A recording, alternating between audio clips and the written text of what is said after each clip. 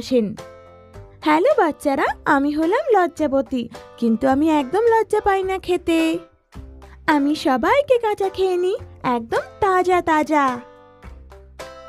সব বাচ্চারা ভয় পেয়ে যায়, আর তখনই লজ্জাবতী টিচার ডাইনির রূপ ধারণ করে ফেলে। একটা কবরস্থানের পেছনে স্কুল ছিল, সুন্দরপুর নামের গ্রামে। সেখানে মিনি আর ওর যমজ ভাই মুনু থাকতো, যারা খুবই বুদ্ধিমান বাচ্চা ছিল আর সদ্য মুম্বাই থেকে এসেছিল। মিনি আর মুনু কবরস্থানের পেছনের সেই স্কুলে একসাথে ভর্তি হয়ে যায়। স্কুল ভীষণ সুন্দর ছিল,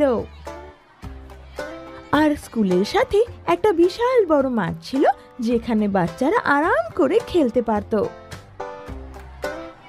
মিনি, মনু, স্কুল ব্যাগ তৈরি হয়ে গেছে যাওয়ার জন্য?